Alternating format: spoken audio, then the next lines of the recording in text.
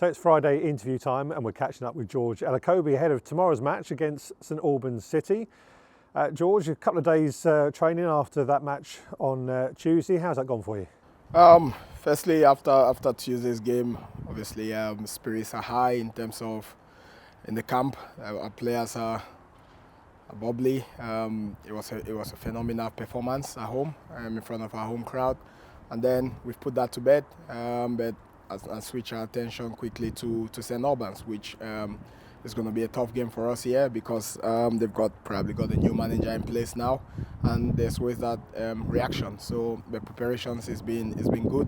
We've been looking at every small details in terms of what to expect from a St Albans side, and it's important that everything we've done today and yesterday in preparation for tomorrow, our players go out and execute a good game plan.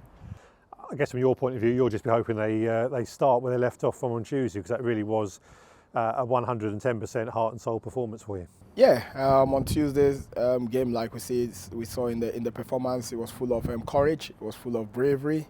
It had lots of energy in it, but not just the energy, it was full of dynamism within our attacking line. But more importantly, there was some quality in our play, in our patterns, and we'll be looking forward to see more of that again tomorrow. Every game is completely different, and we understand that, but from the management's perspective, it was a fantastic performance, and hopefully tomorrow is going to be no different. We want to be on the front foot. We want to take the game to St Albans and make sure we start off with a lot of energy and make sure we battle, we do the basics right, and it's important that if we do that and concentrate, then with the quality we've got in the team, we can head any team, as we've seen it, not just on Tuesday. We've seen that in the last 3 months of the season.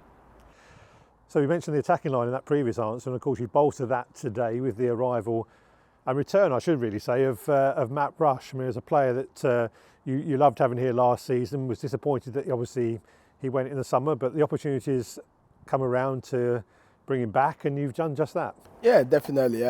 Again, we all know what a Matt Rush brings to our environment, but firstly, a huge thank you to Sutton for allowing Matt to come out on loan to us. In the first place, we all wanted to keep Matt Rush here at our football club, and that wasn't possible at the time. But more importantly, that door had always been open because Matt made me a promise. It was a kind of like a pledge, if you can put it that way, that if he was going to play again in the National League South, then it will be Maidstone. And that speaks volumes because he had other suitors.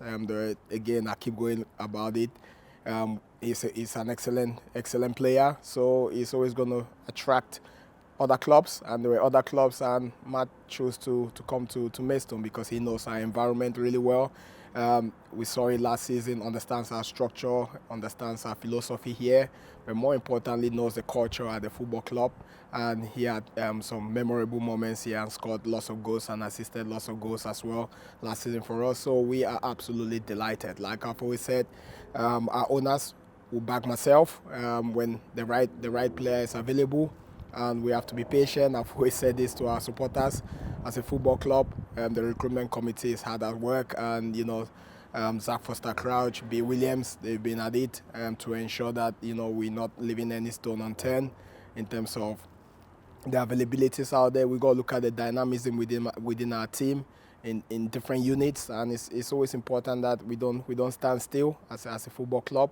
We have to try different options, but Matt Rush, we know what he can bring, quality in terms of holding the ball up, in terms of competing aerially, but more importantly in and around the box, the 18-yard box, the 6-yard box. We know he can finish, but an all-round team player. And he's delighted to obviously sign for Maidstone United Football Club, and hopefully I know our supporters will be delighted with this one, and yeah, can't wait to see him out there wearing the amber shirt, black and amber, to ensure that he carried on where he left off last season with us. But more importantly, we are all happy to have Matt Rush here again with us. A great reason for everyone to come down and join us here at the Gallagher tomorrow afternoon. George, thanks for your time as always, and we'll catch up with you again after the game. Thank you very much.